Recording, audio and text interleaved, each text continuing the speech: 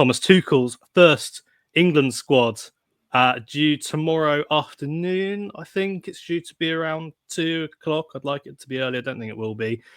Will we have our first Ipswich Town England player since Richard Wright in 2000 is the big burning question. You weren't even alive then, were you, AJ?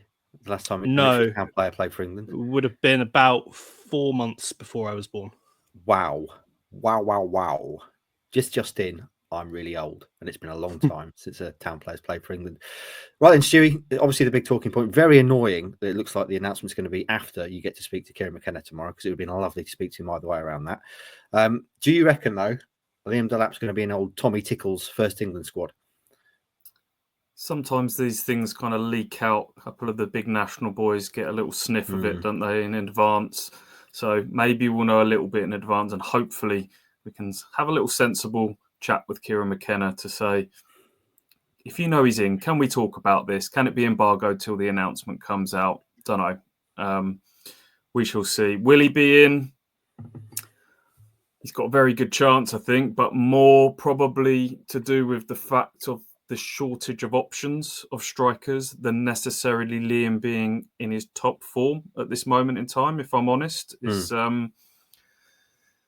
It's been a growing conversation amongst Ipswich fans that he's maybe trying to do it all on his own a little bit too much recently. And it's really, it's that Chelsea game where he was unplayable at times, beating up the two centre-halves is getting further in the rearview mirror as we go on, isn't it? Not to say he's been playing poorly, but I don't think he's hit the same heights of earlier stages in the season. But as Alex has pointed out in the piece, he's put ready for tomorrow. The striker options are few and far between at the moment, aren't they? Do you want to break that down for us, AJ? So obviously you've got Harry Kane, who's going to be the captain, number one name on the team sheet. But then in terms of the other strikers, assuming he's going to name three, Delap is firmly in that mix. He is, yeah. Harry Kane's coming in as captain. He was signed by Thomas Tuchel at Bayern Munich, so they know each other well. It will be the Harry Kane show, as it has been for ages, and will continue now to be. From there, Ollie Watkins is the other one that I think looks fairly nailed on.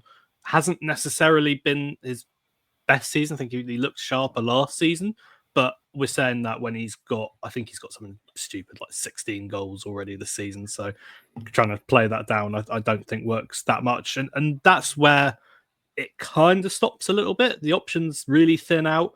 Delap, in terms of goal return, I'm pretty sure ranks, he does rank top of kind of the rest of the options in the Premier League.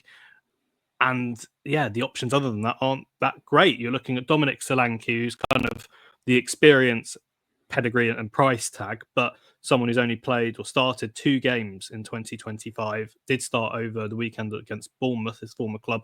But other than that, he's just not really been playing. It's been injuries. So there's a risk in terms of calling him up and wanting to have a look at him. From there, you've got Ivan Toney, who's playing in Saudi Arabia in brilliant form. But honestly, I think Saudi Arabian football is probably League 2 level or lower, to be perfectly honest, if you compare it to where England is at the moment. You could look at a Dominic Calvert-Lewin or a Tammy Abraham, but neither of them have been in great goal-scoring form. You could potentially look at others who are in better form, like Danny Welbeck, but Tuchel is going to be judged about the World Cup next summer. And by that point, I think Danny Welbeck's going to be coming up to 36, so there has to be a long-term view in this as well. All of those things kind of brought in, when you factor in the form, when you factor in the long-term view, it's Delap that makes the most sense, isn't it? And I think that gives him a really good chance of being in the squad.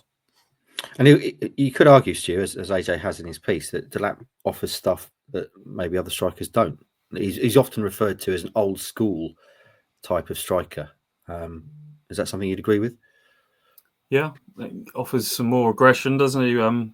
Kane, we all know, is a world-class finisher. He's a link player as well, but isn't explosive in terms of pace. Watkins he's a speed merchant. He runs in behind. Delap would bring the muscle, wouldn't he? He'd be something a little bit different. You could imagine in a major tournament, in a scenario where you're trying to, backs against the wall, you need to find a goal, and you just need someone to come on and ruffle a few feathers and get you back in it. Liam Delap certainly ticks those boxes. He is very raw, and I think the last few weeks have kind of reminded everyone of that. Kieran McKenna has said from day one, even at the peak of Delap mania earlier in the season, that there is still a lot of things for Liam to learn.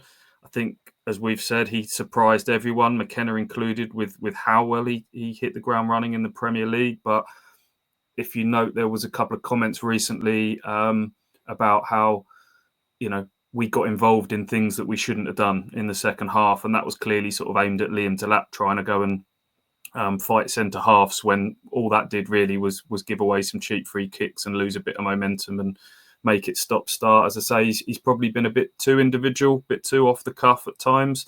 That's not helped by the team around him never quite being settled this season, of course. But he's young, he's the future, and Tuchel will want to be kind of having a good mix of qualities and ages in his squad. And for all of the reasons that we just discussed, he's got a great chance of getting in. If he does, then the next question would be how many minutes would he get in these next few games? You could imagine it will be a smattering of very late cameos at best, potentially, but we'll see. Exciting games as well. Albania and Latvia. Woo!